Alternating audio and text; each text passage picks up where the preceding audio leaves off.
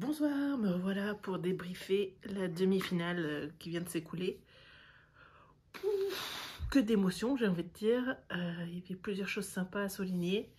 Je vous cache pas que moi, je suis un peu déçue du dénouement. Mais bon, voilà, je le vis pas comme une injustice non plus, hein. Les deux méritaient d'aller plus loin de toute façon. Donc, c'est comme ça. Et puis, ça fait longtemps que mon favori ou ma favorite d'une saison de la Starac est allée aussi loin. A fait si longtemps dans la Starac en fait. Donc je suis contente dans l'ensemble. Et puis en théorie, Axel, Julien, Elena et Pierre auront tous un single. Ça c'est la théorie. Mais si c'est le cas, voilà, je suis prête à le soutenir, machin. C'est pas un drame. Voilà, mais en tout cas ils ont fait un beau prime. Là j'ai pas écrit des notes de 3 km, hein. Je pense pas faire super long.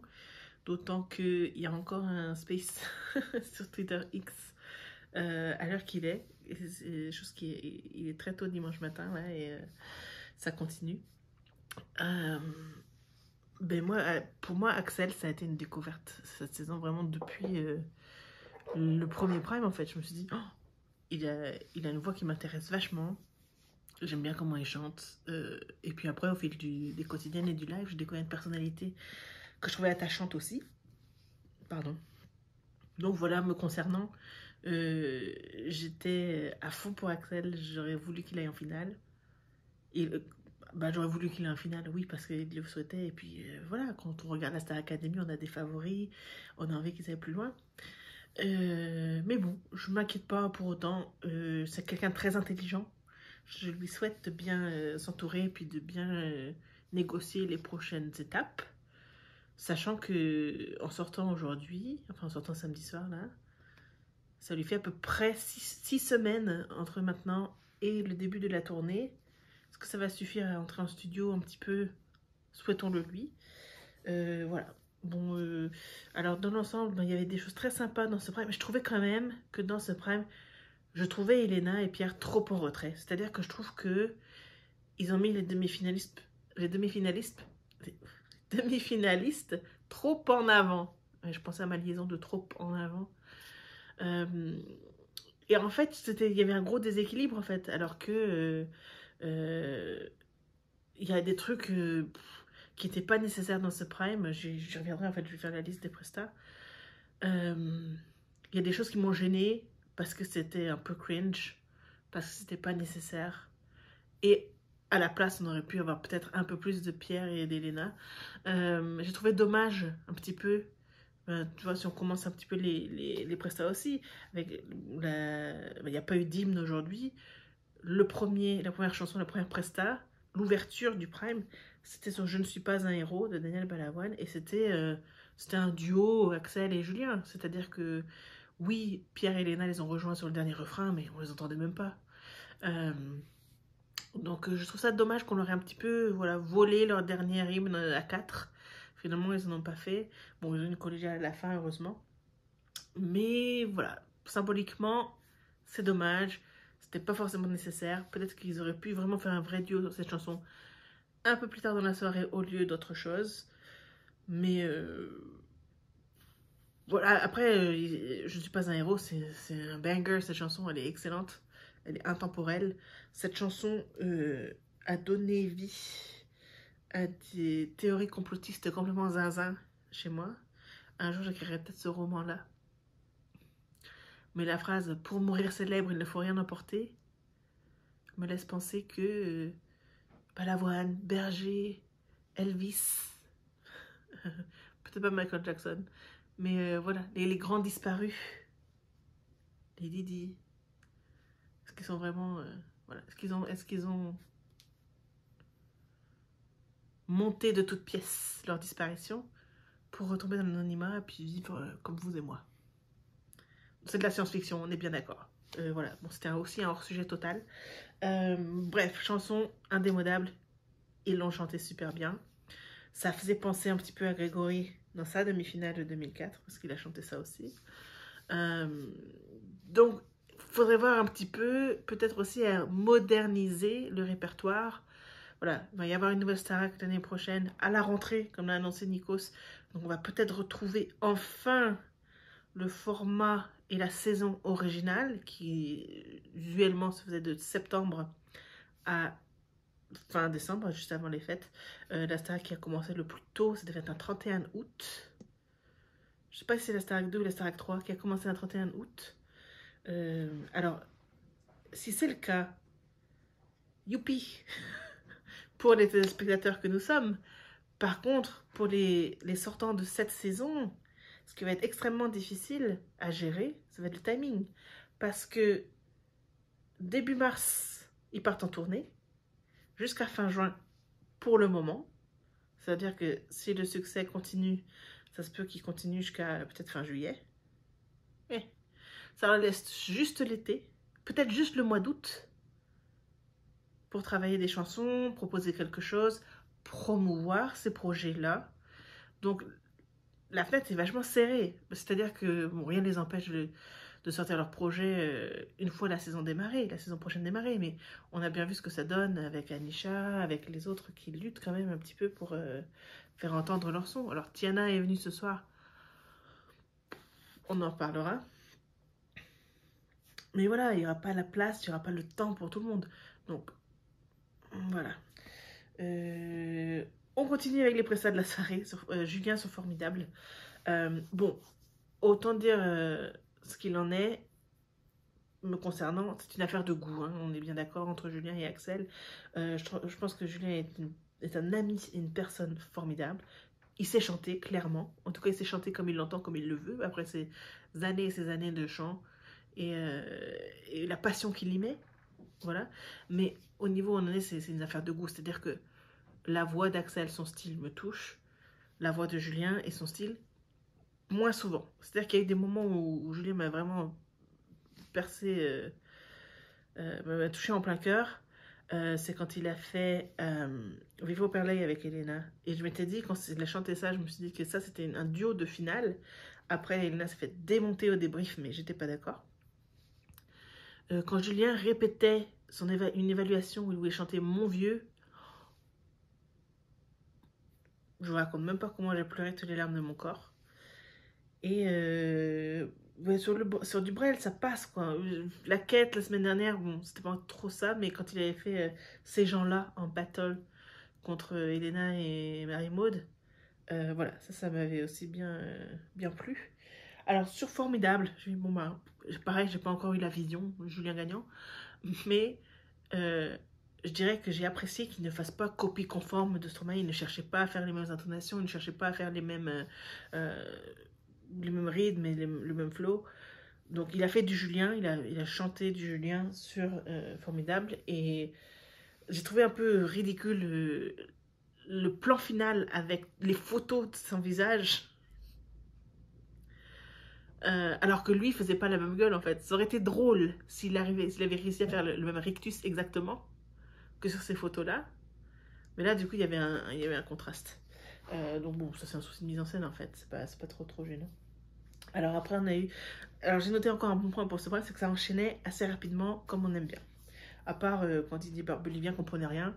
Mais sinon, ça enchaînait bien. Donc on a eu Axel sur la chanson de Whitney Houston, I Have Nothing.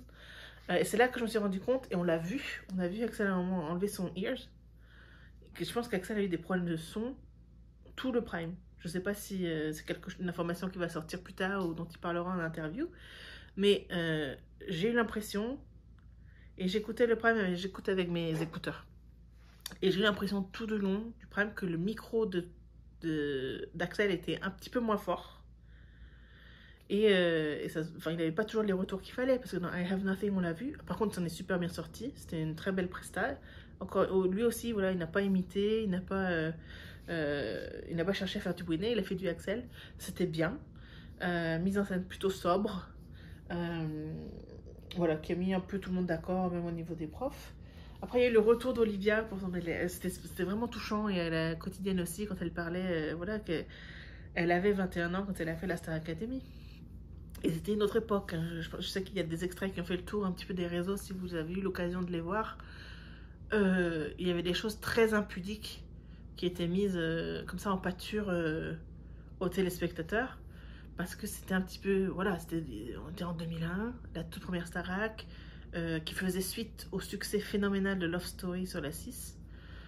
Et ouais, on cherchait clairement à laver du linge sale en public et à inventer des choses. Et le couple d'Olivia a été éclaté par un petit peu les manigances de la prod. Bon, bref, je vous le dis pour ceux qui ne le savent pas, parce que c'est vrai qu'on a beaucoup entendu dans la presse qu'Olivia refusait de venir. Quand il y avait des émissions Nostalgie ou Retour sur la Star Academy, son visage à elle était flouté, donc elle était en froid un petit peu avec la production. Donc j'étais vraiment heureuse, je savais qu'elle avait une actualité qui allait ben voilà, se présenter en début d'année avec ses nouvelles chansons et son album en mars. Et je sais plus à qui sur Instagram, peut-être Lucie.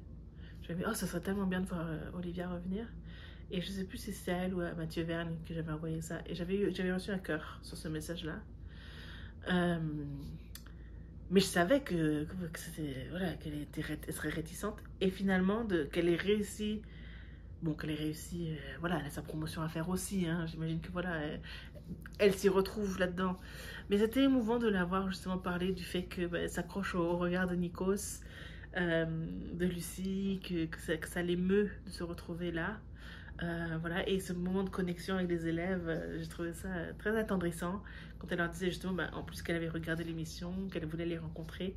Voilà, je trouvais ça bien. Le medley, il était très sympa. C'est des chansons qu'on connaît, qu'on a entendues. La plume d'Olivia, un petit peu, il y a de l'humour dans sa plume. Il y a du bon mot. Moi, j'aime beaucoup. Voilà, je trouvais ça un moment plutôt sympa. Après, il y a eu le duo d'Axel avec Zao Sagan, la symphonie des éclairs, une très belle chanson. Mais vous voyez, quand je vous parle de micro d'Axel qui était moins fort, je trouve que ça s'entendait sur cette chanson-là. Cette chanson-là, il y avait vraiment presque un écho, il y avait un souci de son un peu bizarre. Très belle chanson. Mise en scène, enfin surtout mise en scène, c'est surtout un décor parce qu'ils étaient voilà juste vraiment sur le piédestal et le décor autour d'eux, très doux, très lumineux, c'était très plaisant. Puis Julien et Marc Lavoine sur Cher Ami. Alors je suis un peu étonnée que, en fait, j'ai l'impression que Lavoine il est vraiment venu juste pour chanter avec Julien, c'est tout. Aucune promo, rien du tout. Il est même pas, je crois qu'il est même pas revenu au retour du château. Retour au château. Faire une promo individuelle, rien du tout. Donc, respect. Il est venu vraiment. Voilà, on lui a demandé, voilà, il faut faire un duo avec un des élèves de la Starac. Il y va. Sympa. Sympa. Je dois dire que c'est sympa. Après, cette chanson, bon, on l'a entendue 1000 fois. Moi, c'est... Et je peux entendre que, voilà, il y a des gens que Julien touche et qui apprécient beaucoup de l'entendre, même dans des chansons un petit peu bateau, un petit peu registre. Moi, clairement, je me suis fait chier. C'est pas la faute de Julien, c'est la faute des goûts et des couleurs. Et puis que cette chanson-là, on l'a entendue ad nauseam. Voilà. Alors, attends. Oui, juste après, c'était Show Must Go On. Alors là, ça réveille. Par contre, je vous le redis, moi, tout ce qui est la thématique battle, ring de boxe, guéguerre entre les deux, conflit, ça me fatigue. Ça me fatigue. Mais les gens qui conceptualisent cette mise en scène-là, ils regardent les quotidiennes, ils regardent le live, ils parlent aux chanteurs qui vont faire le tableau, parce que c'est pas du tout leur esprit. C'est-à-dire que c'est pas du tout leur esprit. Et il y a eu des saisons où ça l'était, hein, où il y a eu des conflits, vraiment il y a eu des fois où Nolwenn et Houssine étaient en froid pas possible, où ça aurait été, voilà, un peu plus approprié. Peut-être de faire un thème comme ça, mais moi, ça m'agace. Et c'est bon, c'est un héritage de The Voice, où il y a vraiment le thème battle, tout ça, mais qu'est-ce que c'est lourdingue et inutile. Enfin bon, ça me gave.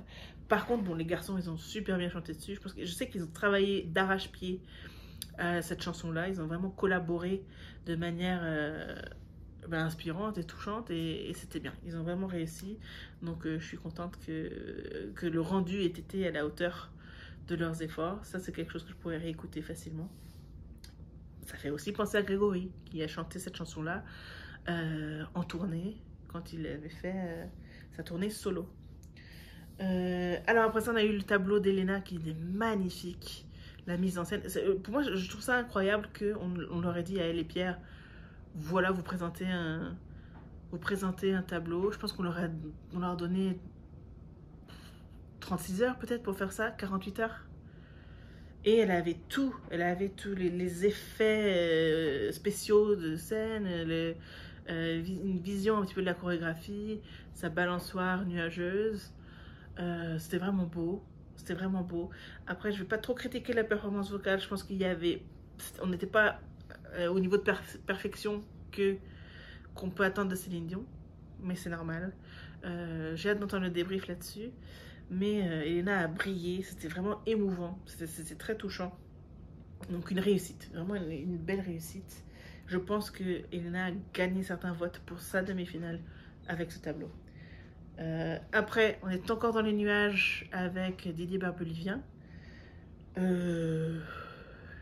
Il était, voilà, au niveau du rythme, il était un petit peu... il n'était pas toujours au rendez-vous, Didier Barbelivien. Alors, ça nous donne l'occasion d'entendre Pierre. Et je me suis même demandé, surtout suite à la quotidienne, où Barbelivien avait l'air tellement enthousiasmé par Pierre et de chanter avec lui. Je me suis dit, mais est-ce que Didier Barbelivien fait exprès de nous faire un truc un petit peu mi-figue, mi-raisin pour faire briller Pierre de plus belle? C'est possible. Sauf que Pierre, il n'en a pas besoin. Mais bon, c'était cocasse après aussi. Il n'entendait rien, Barbelivien. Nikos lui posait des questions. Plusieurs fois, ça se voyait qu'il était pas du tout au courant de ce que lui disait Nikos. Donc, et puis en plus, ça m'a fait qu'il a failli se rétamer avec la plaque tournante. Bon, c'était cocasse. C'était cocasse. Bon, après, est-ce qu'on parle du challenge interdit? Ça, c'était encore un avantage empoisonné, un petit peu. C'est surprise, tu vas chanter une chanson. Mais c'est une dinguerie. Déjà, ça, c'est une dinguerie. À la rigueur, ça aurait peut-être été moins fourbe de leur dire en tout début de prime, et puis ensuite qu'à chaque pause pub ou à chaque fois, ben, mettons pendant que Elena chante, pendant que Pierre et Didier Barbelivien chantent, déjà à ce moment-là, ils seraient en train de faire les préparations. Ils auraient pu avoir un peu plus de 20 minutes. Alors, parce que sur le coup, et encore une fois, si vous réécoutez ça, vous ferez attention au micro. Mais le micro d'Axel était plus faible que le micro de Julien. Quand Julien se met à chanter, là, c'est vachement plus fort. Et je pense pas que ce soit une histoire de voix ou de chant.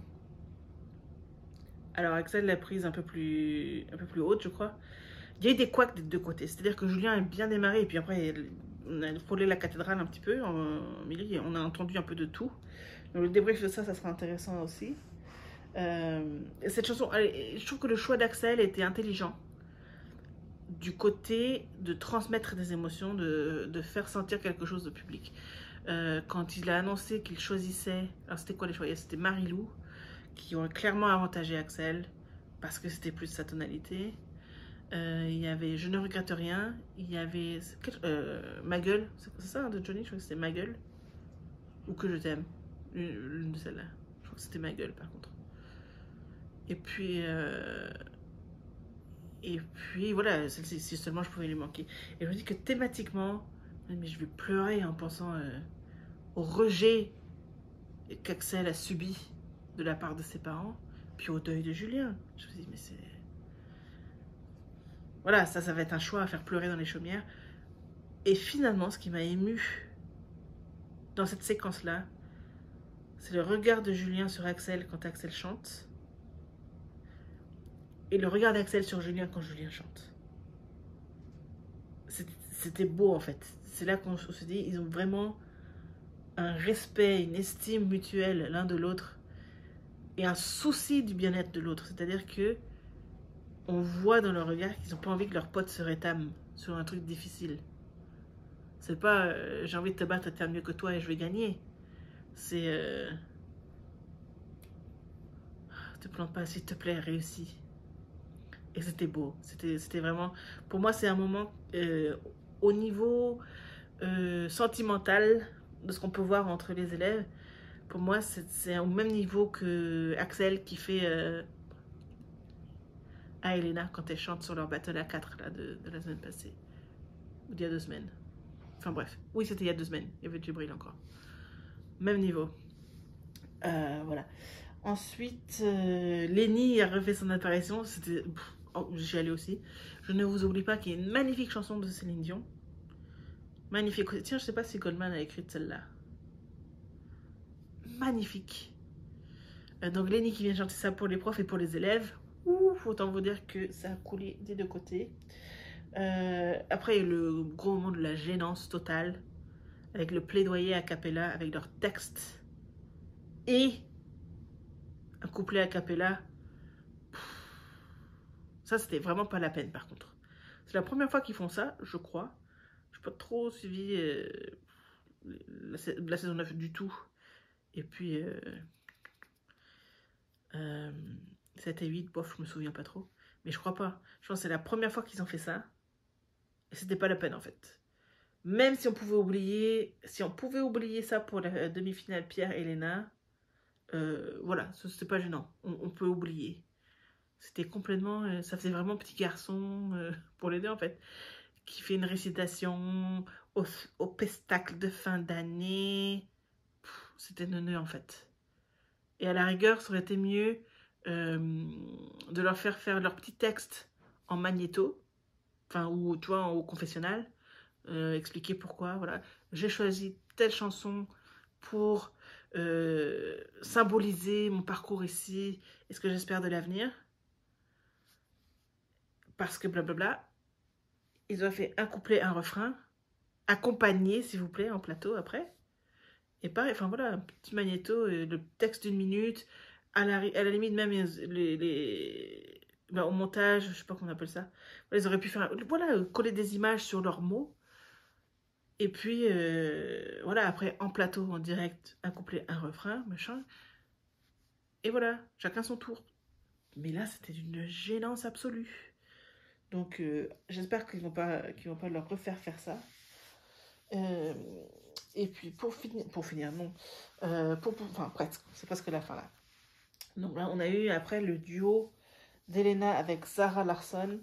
Alors, je crois que cette chanson-là, c'est un tube. Moi, je ne connais pas du tout. Pas du tout. Par contre, j'ai trouvé que le décor sur cette chanson-là, avec vraiment un thème égyptien et tout, je me dis, mais ça, c'est le décor pour mon frère, en fait. Parce que Égypte, Moïse, Ramsès, la dualité un petit peu du décor, je me dis, bah, ils se sont plantés ou quoi? Parce qu'après, bon, on en reste sur Lush Life, mais bon, je connaissais pas, voilà, c'est pop, c'est moderne, Elena s'en est bien sortie. J'ai beaucoup aimé les tenues d'Elena et de Zara. Mais voilà, c'est pas un moment que je vais réécouter 1000 fois. Mais après, mon frère, il y avait un décor tout à fait banal, alors qu'ils avaient les trucs d'Égypte juste avant. Ça m'a pas paru tout à fait logique.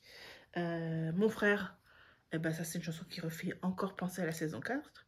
Sofiane et Grégory avaient chanté ça. Je pense quand... Ben non, je sais plus quand. Parce que... Peut-être genre en 3e, 4e semaine, voilà, un machin... Parce que ça devait pas être une nomination de Sofiane, parce qu'ils auraient pas pu chanter ensemble. Donc je sais plus en fait à quelle occasion ils ont chanté ça. Mais c'était vachement bien. C'est le même découpage, je crois. Le découpage Sofiane-Grégory a été le découpage Axel-Julien. Donc, en théorie, s'il y a des gens qui sont très doués pour ça, en théorie, vous pouvez vous bricoler chez vous. Si vous avez les MP3, si vous avez un logiciel voilà, de mixage audio, en théorie, vous pouvez vous créer un duo Axel et Grégory, sur mon frère, et un duo Sofiane et Julien. Parce que Sofiane et Axel chantaient les mêmes parties, et Julien chantait les parties de Grégory. Alors, quand tu as encore cette version en tête là, bon, c'est très différent cette fois-ci. Axel et Julien, ils ont travaillé d'arrache-pied aussi sur cette chanson toute la semaine.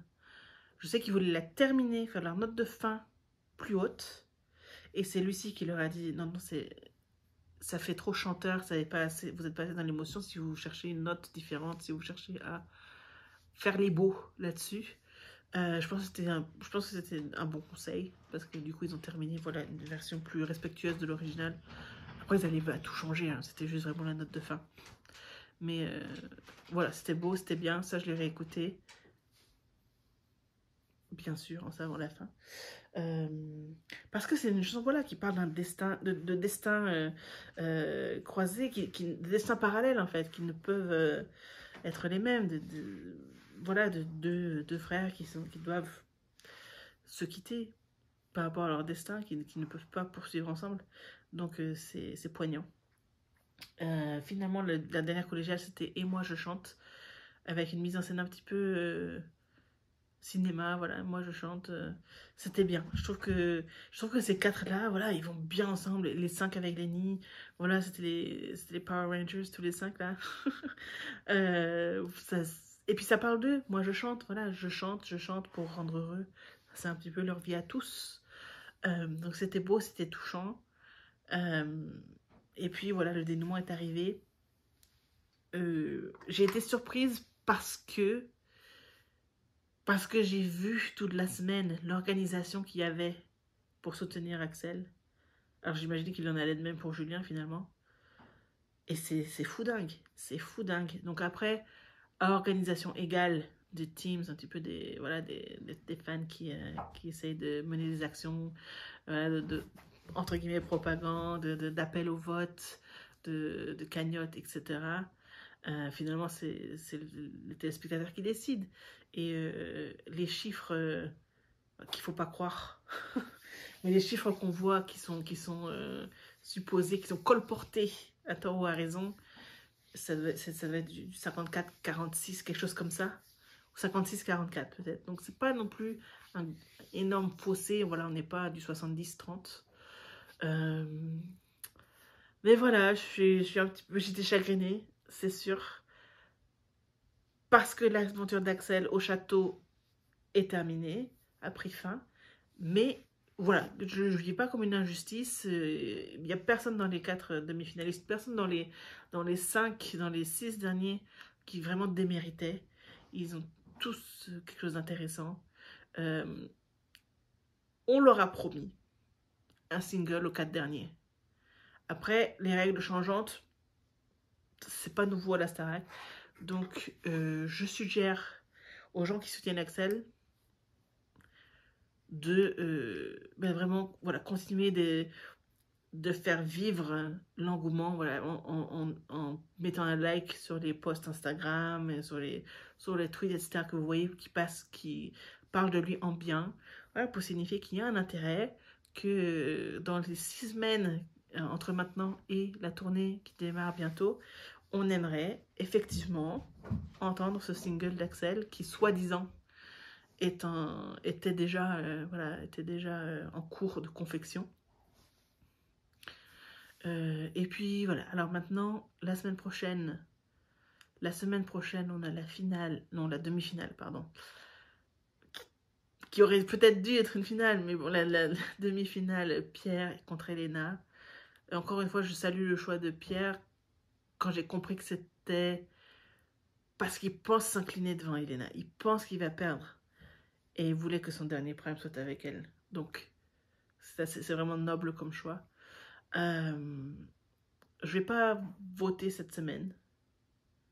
Cette semaine passée, je me suis mise en contact avec des gens qui soutenaient Axel. Et puis voilà, j'ai fait transmettre quelques votes de cette manière-là. Cette semaine, non. Et puis pour la finale, j'ai même envie de dire... Alors moi, j'aimerais une finale Julien-Elena. Je serais pas fâchée d'une finale Julien-Pierre. Mais ça va être intéressant cette semaine. Je pense que Pierre... En fait, moi, je pense que Pierre n'a pas besoin de la victoire pour faire quelque chose. Je pense qu'il sera contacté, qu'il sera produit, qu'il sera soutenu. Peu importe si demain, il se réveille au château et il dit « Flemme, je me casse ». Ce qui n'arrivera évidemment pas. Mais voilà.